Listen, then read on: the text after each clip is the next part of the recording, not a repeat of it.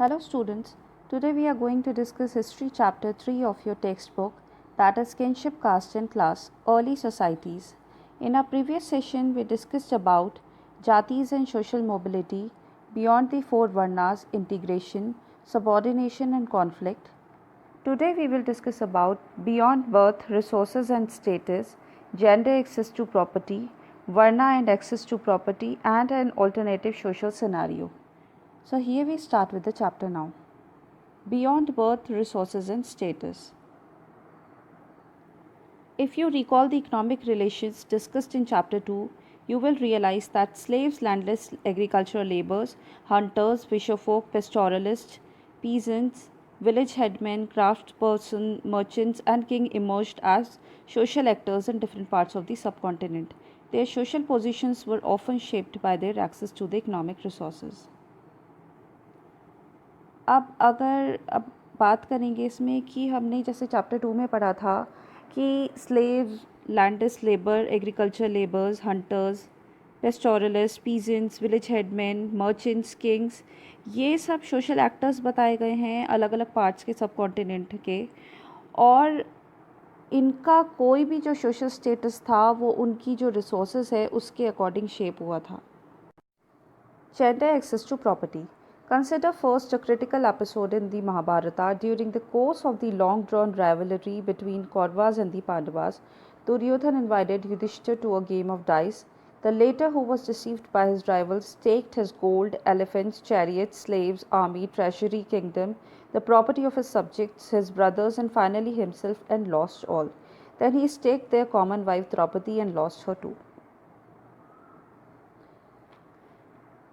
Man और women के बीच जो उनका स्टेटस था, वो जो भी उनके रिसोर्सेज थे उनके अकॉर्डिंग अब इसमें एक महाभारत का कॉन्टेक्स्ट में इसमें बात की गई है।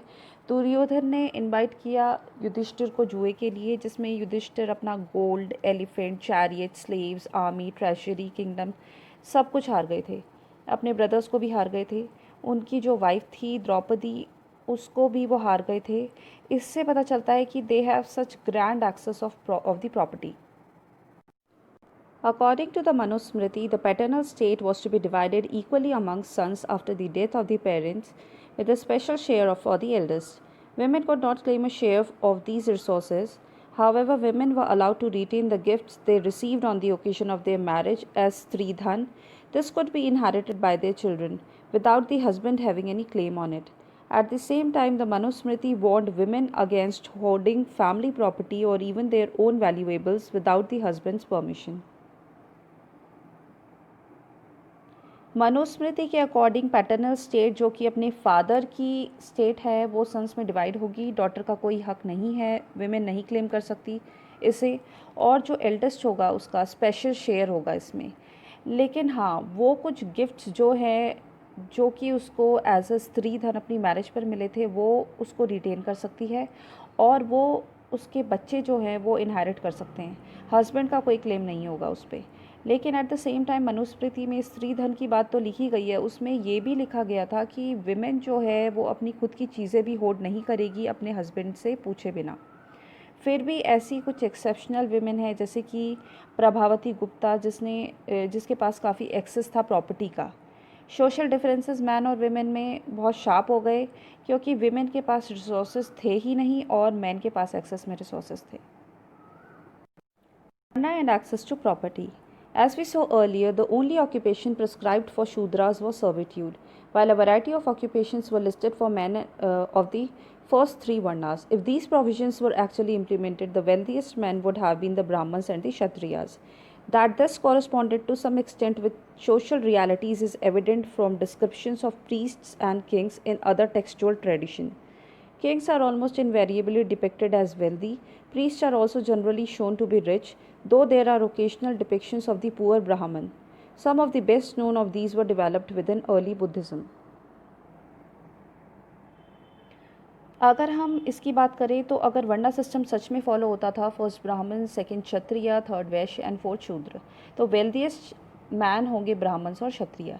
ऐसा हिस्टोरियंस कहते भी हैं कि सच में होंगे, क्योंकि जो टेक्स्ट मिले हैं उसमें किंग हमेशा वेल्दी दिखाए जाते थे, ब्राह्मण्स भी वेल्दी दिखाए जाते थे। बहुत ही ओकेजनल डिपिक्शंस होते थे कि कोई पुअर ब्राह्मण होगा।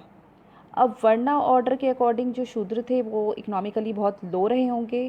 कुछ नए ट्रेडिशंस डेवलप हुए उस टाइम पे, जैसे कि बुद्धिज़्म, जैनिज़्म, जो कि वर्ना ऑर्डर के क्रिटिक्स बन गए। उन्होंने जो डिफरेंसेस है उनको सोसाइटी में नेचुरल नहीं माना, ह्यूमन चेंजिंग माना। An alternative social scenario: sharing wealth. So far, we have been examining situations where people either claimed or were assigned status on the basis of their wealth.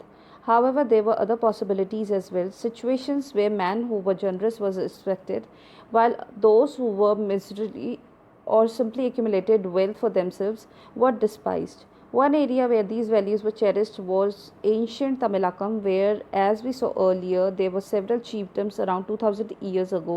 Amongst other things, the chief were patrons of bards and poets who sang their praise. अभी तक हमने देखा कि जिसके पास ज़्यादा पैसा, उसका status उतना ही अच्छा, उस हिसाब से उसका स्टेटस डिटरमाइन होता था। लेकिन कभी कभी ऐसा भी होता था कि पॉसिबिलिटीज़ दूसरी होती थी, जैसे कि तमिलाकम में था, कुछ चीफ्डम्स इमर्ज हो गई थी, जैसे कि चोला, चेरा, पांड्या, ये सब इमर्ज हो गए थे। ये पैटर्न होते थे, मतलब ये कमीशन करते थे पोएट्स को ताकि वो उनको प्रेस करें। तमिल संगम टेक्स्ट में ये बता रखा है कि हालांकि रिच और पुअर में डिफरेंसेस थे, लेकिन जो रिसोर्सेस कंट्रोल करते थे उनकी ये रिस्पॉन्सिबिलिटी बनती थी कि वो उसको शेयर करें। Okay, so that is all for today students.